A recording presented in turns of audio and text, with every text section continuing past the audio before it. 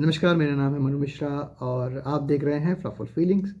आप सभी दर्शकों को गणतंत्र दिवस की हार्दिक शुभकामनाएं। और इससे पहले कविता का पाठन शुरू किया जाए, इस कविता की एक छोटी सी भूमिका मैं आपके सामने प्रस्तुत कर देता हूं। ये कविता 2022 में 8 अगस्त को मैंने लिखी थी, पर उसका शीर्षक नहीं दिया था। शीर्षक अभी कुछ दिनों पहले तक भी नहीं दिया था, और अब दे दिया है, जैसा कि आपने पढ़ लिया होगा शीर्षक में इस वीडियो के। इस कविता में कवि ने अपने अंतर्मन से वार्तालाप स्थापित करने का प्रयास किया है।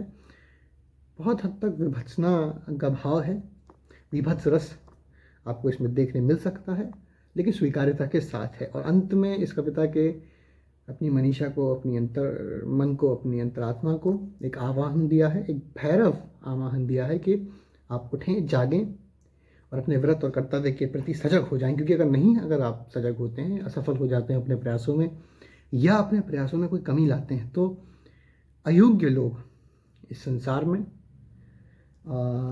ख्याति के उस मुकाम तक पहुंच जाएंगे जहां पर समाज और आपके दोनों की असफलता आपकी आंखों में आंखें डालकर देखती रहेगी। आपको आप कुछ कर नहीं पाएंगे। 1998 में आई एक नाइजीरियन नॉवल थी, थिंग्स फॉल अपार्ट।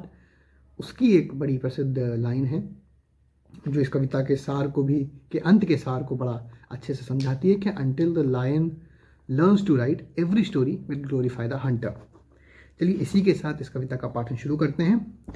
लेकर विलीन संताप गरल, मैं वर्षा में प्रज्वलित अनल, लिख दूं पीड़ा टूटे शिला का भार, करती है मनीषा नमन बारंबार। लेकर विलीन संताप गरल, अर्थात संताप, दुख, शोक का जो गरल है, जहर है, इसको अपने अंदर समा लो। क्योंकि मैं वो अग्नि हूँ जो वर्षा से भी नहीं बुझ सकती। बड़ा एक इसमें बहुत एरोगेंस दिखेगा आपको, इसमें बहुत आत्मविश्वास दिखेगा आपको, लेकिन ये ज़रूरी है। अगर आप अंतर से बात कर रहे हैं, अंतर को लताड़ रहे हैं, उसमें विभत्सना का भाव दिख रहा है, तो अपने प्रति आपको आत्मविश्वास रखना ही पड़ेगा। लिख दूं पीड़ा टूटे शिला का भार, करती है मनीषा नमन बारंबार। अर्थात मैंने अगर अपनी पीड़ा लिखनी शुरू कर दी तो उसके बोझ के तले बड़े से बड़े पहाड़ भी ढह सकते हैं। और नमन करती है मनीषा बारंबार, अर्थात कि जो कॉन्शियस है, मनीषा है, वो मुझे बारंबार नमन करती है। गॉड लाइक फिगर हूँ मैं ईश्वर के तुल्य हूँ। जाहिर सी बात है वो ईश्वर के तुल्य है नहीं, मर्त है हम सबकी तरह, पर अपने आप में इतना आत्मविश्वास से है। मेरे शब्दों ने रचे हैं देवता, मेरे स्वेद पुत्र सौभाग्य तेरे।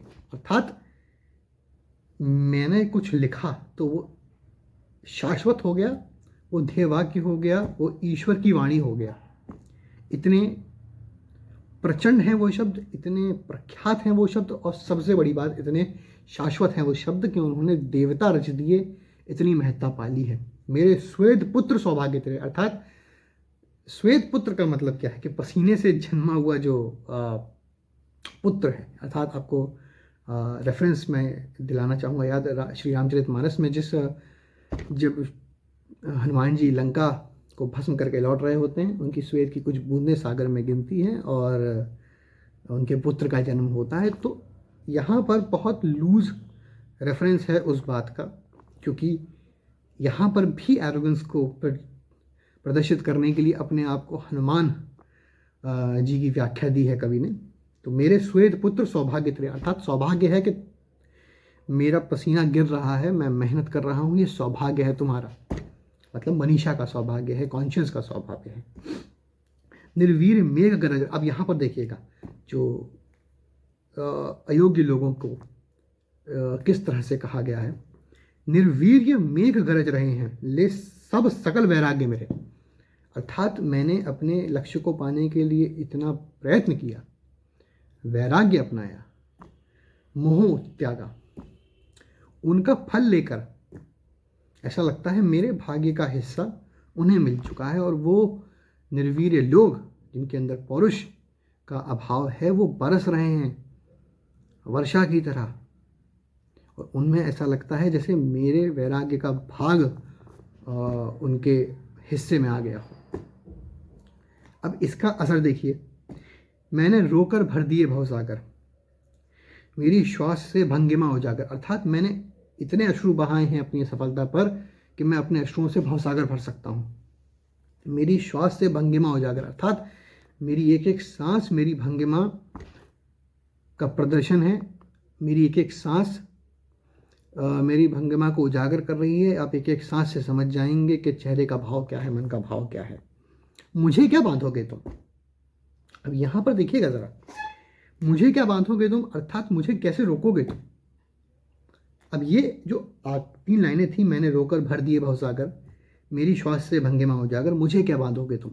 यहाँ पर अंतर से वार्तालाप समाप्त हो चुका है और एक उद्घोष है समाज में कि जिस आदमी ने रो रो कर भवसागर भर दिए, जिसकी एक एक सांस में उसकी भंगिमा उजागर हो रही है, उस आदमी को तुम कैसे बांधोगे। अब ये रेफरेंस आता है रश्मि रति में, जहाँ पर महाभारत में भी आता है, बट रश्मि रति में बड़ा ही बेहतरीन तरीके से इसको लिखा गया है कि जब श्री कृष्ण दुर्योधन की मूर्खता पर उसे चेताते हैं और कहते हैं कि उठा जंजीर और साध मुझे, हाँ हाँ दुर्योधन बांध मुझे, अर्थात देख मेरा पौरुष पहचान, मेरी योग्यता पहचान, मेरा गौरव पहचान, मेरी भंगिमा पहचान, मैं ईश्वर का स्वरूप हूँ, फिर भी तुझे लगता है तू मुझे बांध सकता है तो उठा जंजीर और बांध। ऐसे ही कवि समाज को कह रहा है कि जिस आदमी ने रो रो के भवसागर भर दिया उसको तुम कैसे रोकोगे, कैसे अपनी क्षीण अति निम्न स्थितियों से, अति निम्न बातों से कैसे रोकोगे तुम मुझे। नहीं रोक सकते, ये अपने ऊपर विश्वास है उसको। अब अंतिम दो तीन जो पंक्तियां हैं वो फिर से आवाहन है अब अपनी मनीषा को। अभी तक वार्तालाप हुआ, फिर समाज के प्रति उद्घोष था, अब फिर से अपनी मनीषा को, अपने कॉन्शियस को उसने आवाहन दिया है कि उठो मूढ़, भोर के गीत हैं, अर्थात मूर्ख व्यक्ति खोए हुए पर, लुटे हुए पर, अपने भूतकाल पर संताप करना बंद करो, इसलिए मूर्ख कहा है, मूढ़ कहा है। भोर के गीत हैं अर्थात सुबह हो चुकी है, अर्थात एक नया समय आ चुका है, तुम्हारे आगे बढ़ने का समय आ चुका है, समर लुट चुका है, कब जागोगे तुम। यहाँ पर जो समर लुट चुका है, ये पंक्ति सिर्फ इतना बता रही है कि काफ़ी समय तुमने अपना गवा दिया है किसी चीज़ के, किसी व्यक्ति के, किसी प्रियतम प्रियतमा के जाने पर, अपनी सफलताओं पर रोकर तुमने भवसागर जरूर भरे हैं पर काफ़ी समय गवा दिया है तुमने। युद्ध काफ़ी आगे बढ़ चुका है, तुमसे कम योग्यता वाले लोग बहुत आगे बढ़ चुके हैं जीवन में और उस युद्ध में तुम्हें अब उतरना पड़ेगा। तुम नहीं उतरोगे तो इतिहास तुम्हारी कायरता के गीत गाएगा, इतिहास तुम्हें इतने लांछन देगा कि तुम्हें शायद 7 जन्म लग जाएंगे उन लांछनों को मिटाते मिटाते। तो लिखते हैं कि उठो मूढ़, क्षमा कीजिएगा, उठो मूढ़, भोर के गीत हैं, समर लुट चुका है, कब जागोगे तुम, कब जागोगे तुम। धन्यवाद। आशा करता हूँ आपको ये कविता पसंद आई होगी, इस कविता का सार पसंद आया होगा, और अगर आप ऐसी और कविता सुनना चाहते हैं तो कृपया बताइएगा, अपनी टिप्पणियाँ दीजिएगा। बाकी इस वीडियो को लाइक कीजिए और चैनल को सब्सक्राइब कीजिए। मैं आपसे मिलूँगा अगली बार, पता नहीं कब, बट मिलूँगा आपसे अगली बार। तब तक के लिए अपना ख्याल रखिएगा। चीयर्स।